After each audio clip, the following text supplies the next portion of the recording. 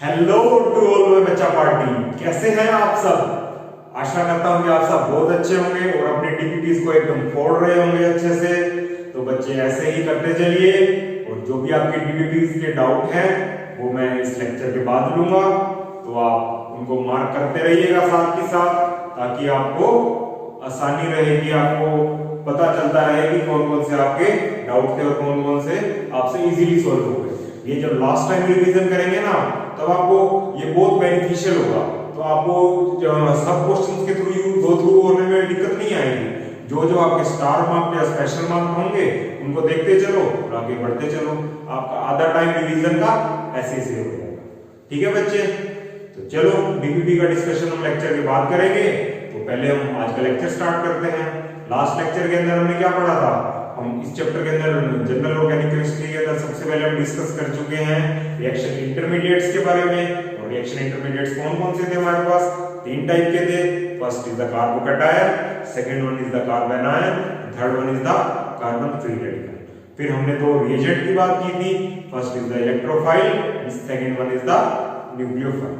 उसके बाद हम आ गए थे सबस्ट्रेट के ऊपर, तो सबस्ट्रेट के बारे में पढ़ रहे थे। सबस्ट्रेट के अंदर हम पढ़ने से पहले हम कुछ इफेक्ट्स के बारे में पढ़ने जा रहे थे, जो इफेक्ट्स वो वर्णन करते हैं कि रिएक्शन कौन सी तरह प्रोसीड होगी।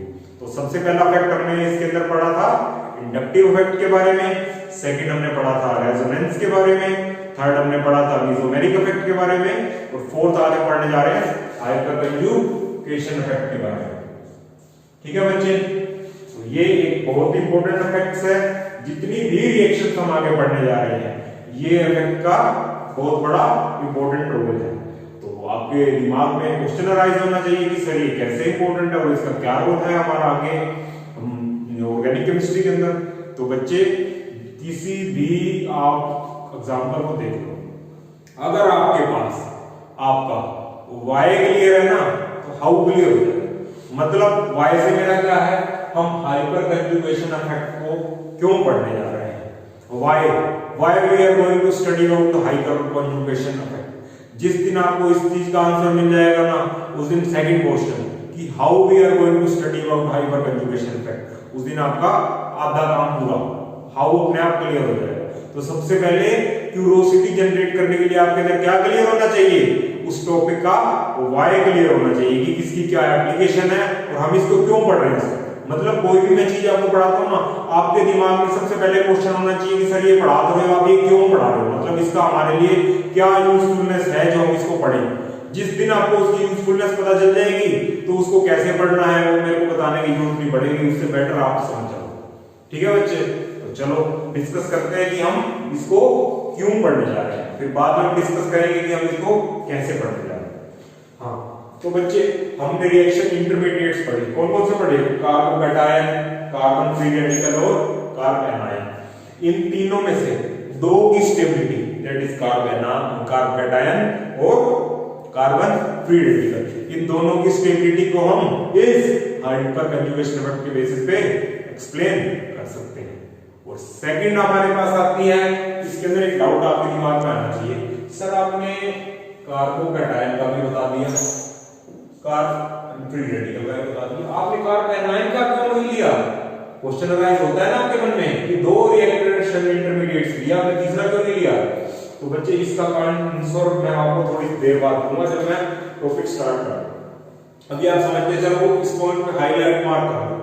आपने मेरे से पूछना कि सर उसका आंसर बताया नहीं आपने, तभी मैं डिस्कस करूंगा। देखो ना आपकी अलर्टनेस कितनी है क्लास में, कि मैंने जो डिस्कस किया था आपको याद रहता है कि नहीं पूछना। ठीक है, तो आप भी बताओगे कि सर उसका आंसर बताओ। पहला पॉइंट हो गया। फिर दूसरी बात आ जाती है हमारे पास स्टेबिलिटी ऑफ एल्कीन के बारे में। तो स्टेबिलिटी ऑफ एल्कीन क्या है बच्चे, मतलब कौन सा एल्कीन धीरे से रिएक्ट करेगा, कौन फास्ट रिएक्ट करेगा, कौन वेरी फास्ट करेगा, कौन हाइपर फास्ट करेगा, मतलब बहुत तेज स्पीड से रिएक्ट करेगा। ये हम किसके बेसिस पे एक्सप्लेन कर सकते हैं, हाइपर कंजुगेशन इफेक्ट के बेसिस पे कर सकते हैं। हम बता सकते हैं इसके बेसिस पे कि सिस एल्कीन ज्यादा रिएक्टिव होगा या ट्रांस एल्कीन होगा। तो ऐसे ही हम अलग आगे रेट ऑफ हाइड्रोजनेशन की तरफ जा सकते हैं। तो एल्कीन के हमारे पास मान लो डिफरेंट मेंबर्स दे दिए, one of the popular reaction अपनी एल्कीन की कौन सी, हाइपर कंजुगेशन रिएक्शन और hydrogenation reaction, sorry hydrogenation reaction के अंदर क्या होता है, एल्कीन किसमें कन्वर्ट होता है, एल्केन के अंदर कन्वर्ट होता है, डिफरेंट कैटलिस्ट यूज करते हैं। तो बच्चे इस रिएक्शन को तो ना ऑर्गेनिक केमिस्ट्री में स्टार मार्क कर लेना, कहीं ना कहीं किसी ना किसी एग्जाम के अंदर किसी ना किसी ऑप्शन में आपको मिल जाएगा, किसी ना किसी क्वेश्चन के रूप में मिल जाएगा, लेकिन मिलेगा कहीं इसका कैटलिस्ट पूछ लेगा, कहीं हीट ऑफ हाइड्रोजनेशन पूछ लेगा, कहीं स्टेबिलिटी पूछ लेगा, कहीं डायरेक्ट पूछ लेगा कि हम हाइड्रोजनेशन क्यों करते हैं, हाइड्रोजनेशन ऑफ ऑयल क्या होता है, हाइड्रोजनेशन ऑफ फैट क्या होता है, तो ये प्रोसेस पूछ लेगा। तो ये one of the important topic में से आता है, इसको आप पहले ही स्टार मार्क कर लेना, यहां से क्वेश्चन बनने की प्रोबेबिलिटी एक की तो रहती है। ठीक है बच्चे, तो हम इससे बता सकते हैं हीट ऑफ हाइड्रोजनेशन क्या रहेगी, किस एल्कीन के अंदर कितनी रहेगी, किस एल्कीन में ज्यादा रहेगी और किस एल्कीन में कम रहेगी। गेटिंग माय पॉइंट बच्चा पार्टी। फिर हमारे पास आ जाती है कि no doubt aromatic compounds are reactive, अगर वो रिएक्टिव हैं तो उनकी रिएक्टिविटी और उनकी जो रिएक्शन वो प्रोसीड कर रहे हैं किस तरह हम किस बेसिस पे एक्सप्लेन कर सकते हैं, तो उसका सबसे इंपॉर्टेंट पैरामीटर, सबसे इंपॉर्टेंट क्राइटेरिया हम किसके बेसिस पे बनाते हैं, हाइपर कंजुगेशन फैक्ट के बेसिस पे, एचएफ के बेसिस पे बनाते हैं। Getting my point. तो हमारा वाई क्लियर हो गया, हम क्यों पढ़ने जा रहे हैं, हाँ हमारा क्लियर हो गया, हम चार बातों की वजह से पढ़ने जा रहे हैं, क्योंकि इससे हम बताओ बच्चे स्टेबिलिटी हो, कार्बन फ्री रेडिकल और कार्बोकैटायन बता सकते हैं। सेकंड पॉइंट क्या है हमारे पास, हम इसके बेसिस पे रिएक्टिविटी और स्टेबिलिटी जो है वो एल्कीन बता सकते हैं। तीसरा क्या है हमारे पास, हीट ऑफ हाइड्रोजनेशन बता सकते हैं, और फोर्थ क्या है हमारे पास, एक्टिविटी ऑफ एरोमेटिक कंपाउंड बता सकते हैं। हमारे पास हमारा हाउ हमने क्लियर करना है, वाई हमने कर लिया, अब हाउ क्लियर करना है। अब तुम्हारा 50% काम पूरा, अब तुमने ये देख लिया कि मेनली इसकी एप्लीकेशन हमने इस फील्ड के अंदर पढ़नी है। ये तो कुछ ही नहीं है यार, सिंपल दो डेफिनेशन आपको बता देता हूं। हाइपर कंजुगेशन इफेक्ट क्या होता है, it is basically the complete transfer of sigma electrons, complete delocalisation of sigma electrons, बस इतनी सी बात है। जहां इतना समझ गए तो मैच इफेक्ट समझ गए, चलो करते चलो।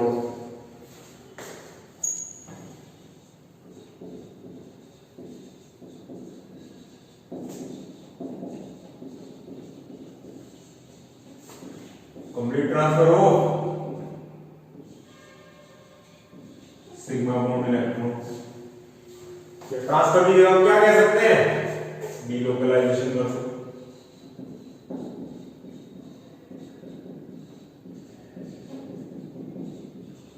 अच्छा, तो सबसे पहले हमारे पास ये इफेक्ट किन्होंने इंट्रोड्यूस किया था, इस इफेक्ट को हम क्या कह सकते हैं, एक इसका दूसरा नाम क्या है, शॉर्ट फॉर्म में इसको कहते हैं एच इफेक्ट। एक और इफेक्ट में कह सकते हैं, क्योंकि ये नैथन एंड बेकर ने डिस्कवर किया था, that's why this effect is also called as Nathan and Baker effect.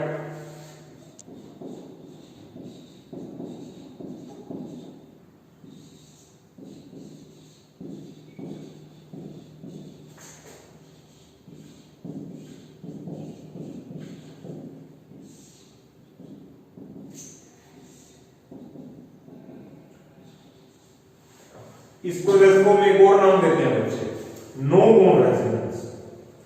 बताऊंगा आगे कि क्यों हम इसको नो बोन रेजोनेंस कहते हैं। नो बोन रेजोनेंस, ठीक है बच्चे। तो हमने क्या डिस्कस किया, it is complete transfer of sigma electrons, it is given by Nathan and Baker, it is also called as H effect और नैथन बेकर। अब इस इफेक्ट के अंदर नैथन और बेकर ने क्या पाया,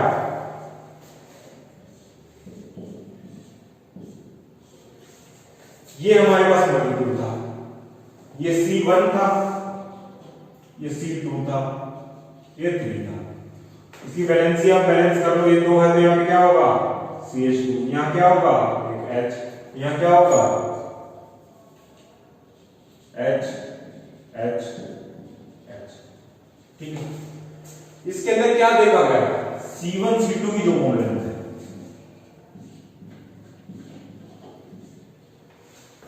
जनरली कितनी होनी चाहिए, आइडियली हमारे पास आइडियली कितनी होनी चाहिए, आइडियली मैं लिख रहा हूं 1.5 1.34 एंगस्ट्रॉम, क्योंकि C1 C2 के अंदर क्या है, डबल बॉन्ड है, और डबल बॉन्ड की बॉन्ड लेंथ हमारे पास क्या होती है 1.34 एंगस्ट्रॉम। और C2 C3 के अंदर क्या होगा बच्चों,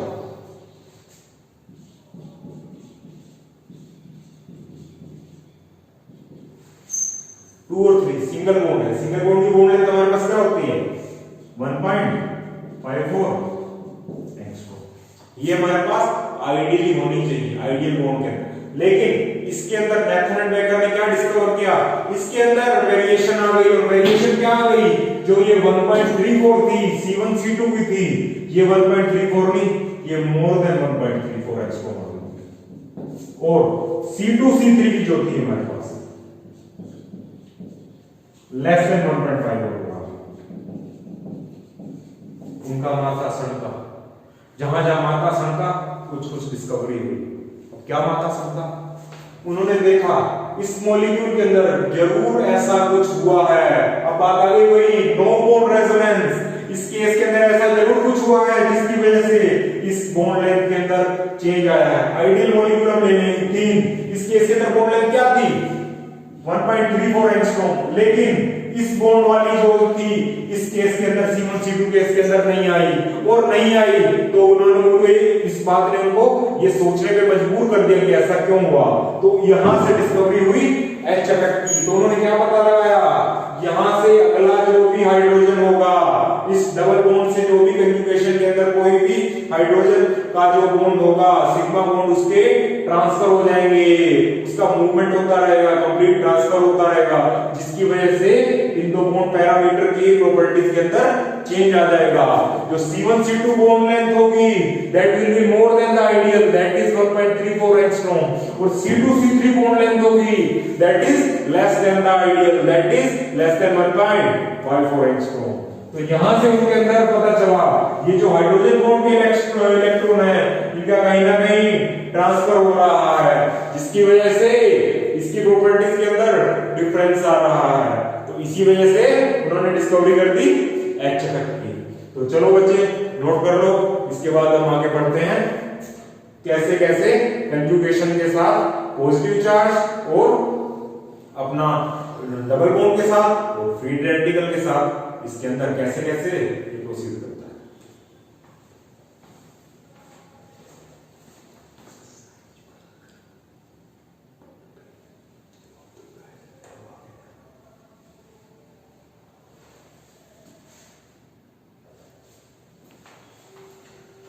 हाँ तो बच्चों आपने नोट कर लिया होगा,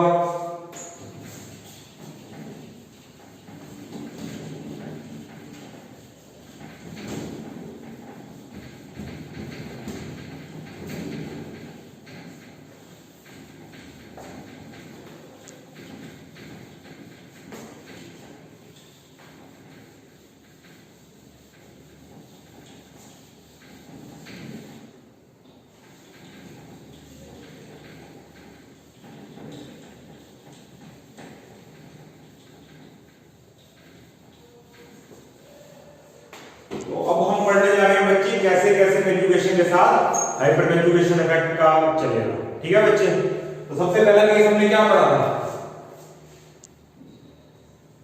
डबल बॉन्ड के साथ कंजुगेशन होना चाहिए, क्या हाइड्रोजन। ठीक है बच्चे, तो डबल बॉन्ड के साथ कंजुगेशन के लिए क्या बनाएंगे, CH2 बना दिया, CH बना दिया, CH3 बना दिया।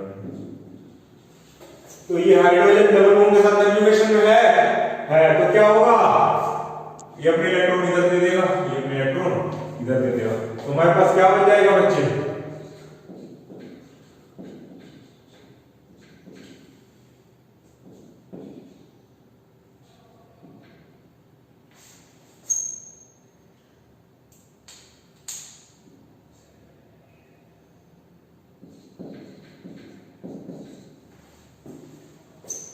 ठीक है, ट्रांसफर हुआ सिंगल इलेक्ट्रॉन का, तो हमारे साथ और क्या निकल जाएगा, H पॉजिटिव निकल जाएगा। दूसरे केस के अंदर क्या था बच्चे, हमें किसके साथ करना है, पॉजिटिव चार्ज के साथ करना है, तो पॉजिटिव चार्ज के साथ हम कैसे करेंगे?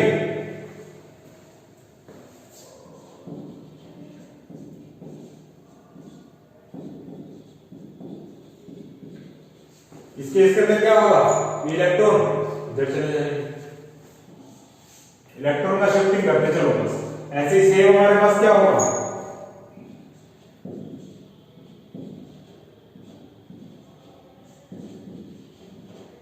कार्बन फ्री रेडिकल का होगा।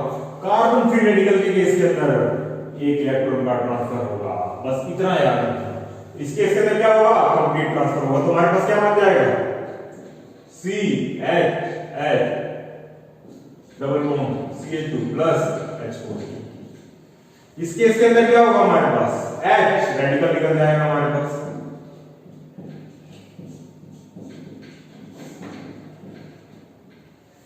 ठीक है बच्चे, तो ये हमने क्या कर लिया?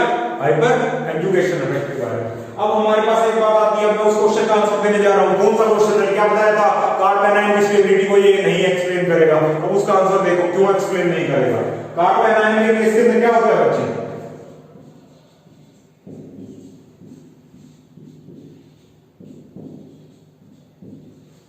ये हमने क्या बना लिया? Carbon ion. अब इस केस के अंदर बच्चे देखो, प्रैक्टिकली सोचना, कार्बन के पास कितने इलेक्ट्रॉन है? 2 2 4 5 6 7 8। इस कार्बन के अंदर कितने इलेक्ट्रॉन है? 8 इलेक्ट्रॉन। ठीक है, अब ये इलेक्ट्रॉन इधर आ जाए तो यह क्या कार्बन अकोमोडेट कर पाएगा? नहीं कर पाएगा।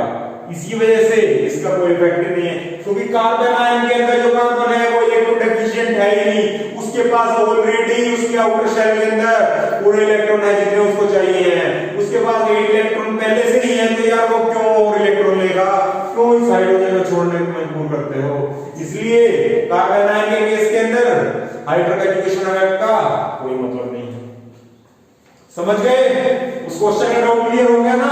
कार्बोकैटायन लिया और कार्बन फ्री रेडिकल लिया हमने, कार्बन आयन क्यों नहीं लिया?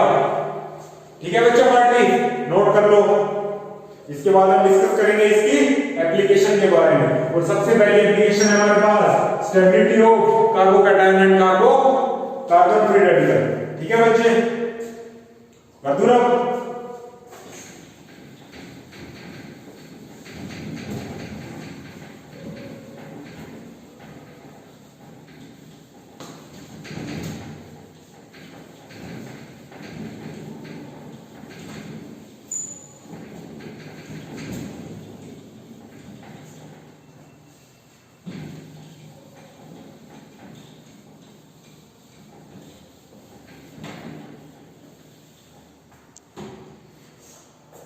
हाँ तो बच्चों, अब हम पढ़ने जा रहे हैं first application, that is stability of carbocation.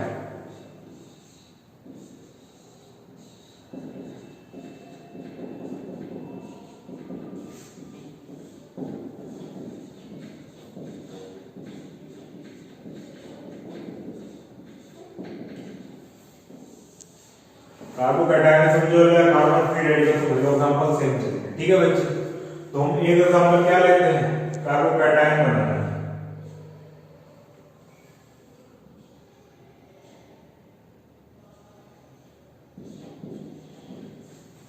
एक हमने क्या ले लिया?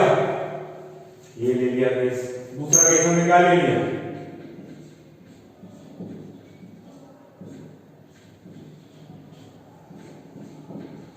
ये ले लिया। एक एग्जांपल ले लिया हमने, बी एग्जांपल ले लिया। बी के अंदर हम क्या करेंगे?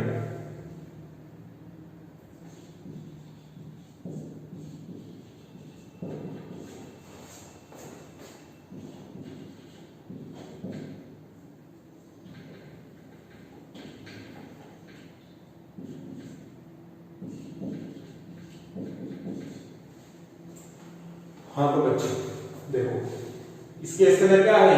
कार्बोकैटायन। कार्बोकैटायन है तो इसको हाइड्रोजन कंजुगेशन किसके साथ करना है? बगल के हाइड्रोजन के साथ, मतलब इसके हाइड्रोजन के साथ। यहाँ पे कितने हाइड्रोजन है हमारे पास? 3। यहाँ पे कितने हैं हमारे पास? 3 3 3 9। तो सीधा सा यार मैथ है, जानते हो कि नहीं? किस केस के अंदर हाइपर कंजुगेशन ज्यादा होगा? इस केस के अंदर हमारे पास हाइपर कंजुगेशन करने के लिए 3 हाइड्रोजन है। इस केस के अंदर हमारे को इफेक्ट शो करने के लिए सिग्मा बॉन्ड के ट्रांसफर के लिए कितने हाइड्रोजन प्रेजेंट है? नो। तो हाइपर कंजुगेशन इफेक्ट किसमें ज्यादा होगा? इसमें ज्यादा होगा। और इसमें ज्यादा होगा तो स्टेबिलिटी किसकी ज्यादा होगी? 2 की ज्यादा होगी। इससे 1 से। रेडी बाय पॉइंट बच्चे। सेकंड पे आ जाओ। इसमें आप बताओ आइसोटोपिक इफेक्ट लगेगा। छोटा सा एग्जांपल दे देता हूं। आप इनकी बॉन्ड एनर्जी की बेसिस पर कंपेयर करके मेरे को इसका आंसर दो। 1 मिनट में मैं आपके नोटबुक चेक करने आऊंगा और जो फास्टेस्ट आंसर देगा उसको मेरी तरफ से प्राइज करूंगा।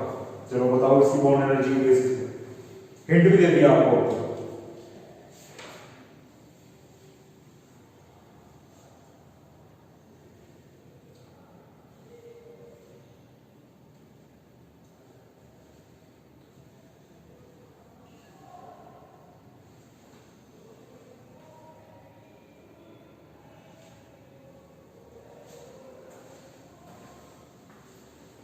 बच्चे यार अभी गलती करोगे ना देख लेना, फिर मैं उठा के क्लास से पढ़ दूंगा। यार तुमको पता नहीं है क्या CD3 बॉन्ड के अंदर क्या होता है? यार ये बॉन्ड स्ट्रांग होता है, कैसे टूट जाएगा ये? इतनी इजीली टूटेगा नहीं। बॉन्ड डिसोसिएशन एनर्जी इस केस के अंदर ज्यादा होगी और ज्यादा एनर्जी होगी तो क्या होगा? बहुत मुश्किल से ये अपना D का तोड़ेगा इलेक्ट्रॉन। और ये D का बॉन्ड जो है इसको यार ऐसे मत समझा करो। ये CD3 लिखा है तो D को ऐसे बनाया करो। आप तो इसको ऐसे बना दिया करो सीधा। मैं यहाँ CD3 लिखा है, CH3 लिखा है, क्या आप इसको सीधा नहीं बना के लिख सकते क्या? ये कैसे होगा? बेसिकली क्या करना है हमारे को? ये बॉन्ड तोड़ना है, ये बॉन्ड हमारे को तोड़ना है, ये बॉन्ड ब्रेक करना है, इसके इलेक्ट्रॉन इधर ले जाने हैं हमारे को। इस बॉन्ड के सारे इलेक्ट्रॉनों का ट्रांसफर करना है हमें। इस बॉन्ड के इलेक्ट्रॉन का ट्रांसफर करना है तो D से ज्यादा कमजोर कौन सा बॉन्ड है यार? हाइड्रोजन का ना है। हाइड्रोजन का है तो इसकी स्टेबिलिटी ज्यादा होगी, इसकी होगी। क्यों ज्यादा होगी? क्योंकि इस केस के अंदर ये बॉन्ड इजीली टूट जाएगा। यार सिंपल सा एग्जांपल देता हूं बच्चे, आप इसमें कितनी देर लगती है सोचने में? यार मेरे को डिसअपॉइंट ना किया करो। Mine energy is directly proportional to yours. Class अगर अटेंटिव वे में करते रहोगे, पूरा बूस्ट ऑफ एनर्जी के साथ मेरे आंसर देते हुए चलोगे तो मेरी एनर्जी हाई रहेगी। आपकी एनर्जी जहां मेरे को लो होती दिखी ना, मेरे को लगा कि रिस्पांस नहीं दे रहे हो, फिर देखना बच्चे मेरे से एक्सपेक्ट मत करना कि मैं फुल एनर्जी के साथ पढ़ाऊंगा। मेरी बैटरी तभी चार्ज रहेगी जब आपकी बैटरी चार्ज रहेगी और आप मेरी बैटरी चार्ज करोगे। ठीक है क्या? चलो एक और एग्जांपल कर रहा हूं, करो। ये तो ऐसे ही होना। जब इसका आंसर नहीं देते तो क्या करोगे यार? चले जाए तो अब तो जरूर करना है आपने, क्योंकि मैं कह रहा हूं ये क्या करोगे।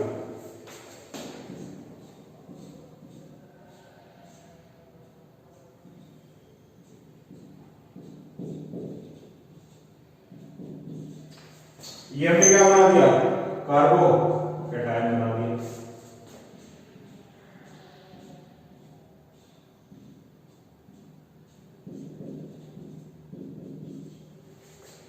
एक ये ले लो और तो था इसमें मेटा ले लो, इसमें पैरा ले लो, इसमें सिर्फ ये ले लो।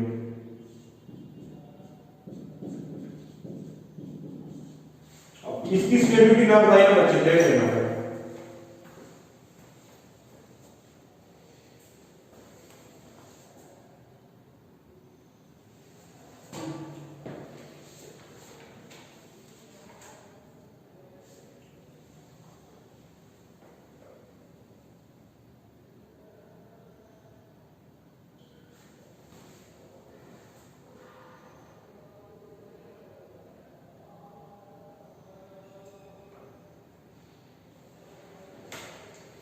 समझ गए होंगे, सबने कर लिया होगा। अब मैच कर लो।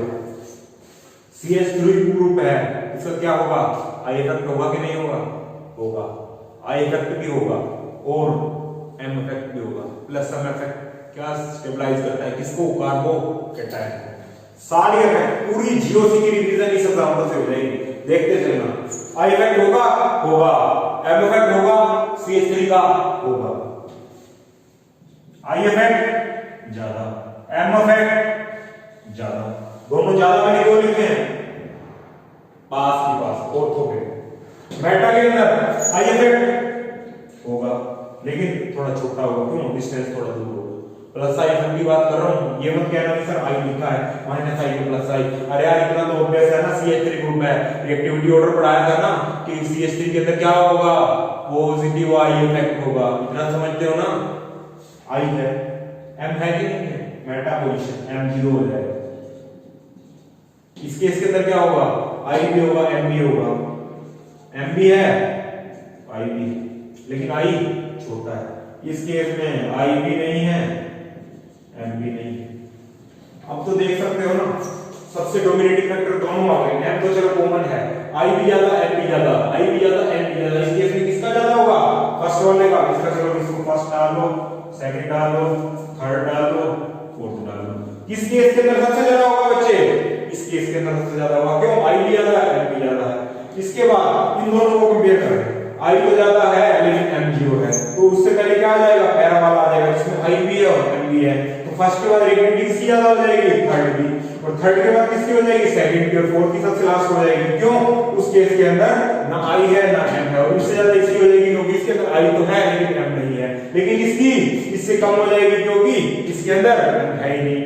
ठीक है बच्चे, समझ गए। तो इस एग्जांपल को वेरी इंपॉर्टेंट मार्क कर लो, IIT पॉइंट ऑफ व्यू से भी और PMT पॉइंट ऑफ व्यू से भी। क्यों, इसके अंदर आपकी क्योंकि इसने पूरी जीओसी की रिवीजन करवा दी, इसलिए इस पॉइंट को इंपॉर्टेंट मार्क कर लो। ये एग्जाम का फेवरेट क्वेश्चन है और ये बन के आने के चांस बहुत ज्यादा रहते हैं। तो हम एक्टिविटी ऑर्डर स्टेबिलिटी ऑर्डर करेंगे तो क्या आ जाएगा, फर्स्ट के बाद किसका आ जाएगा, थर्ड के बाद हमारे पास क्या आ जाएगा, सेकंड के बाद हमारे पास क्या आ जाएगा। ठीक है बच्चे, तो सेकंड फैक्टर जो है stability of alkene, heat of hydrogenation और रिएक्टिविटी ऑफ एरोमेटिक कंपाउंड, ये हम नेक्स्ट क्लास के अंदर डिस्कस करेंगे। और आपकी डीपीपी के डाउट भी मैं लेता रहूंगा, तो आप सोल्व करते रहिए, आगे बढ़ते रहिए, मेहनत करिए और आगे बढ़िए, और कोई चार नहीं। Let's crack it. ओके बच्चे।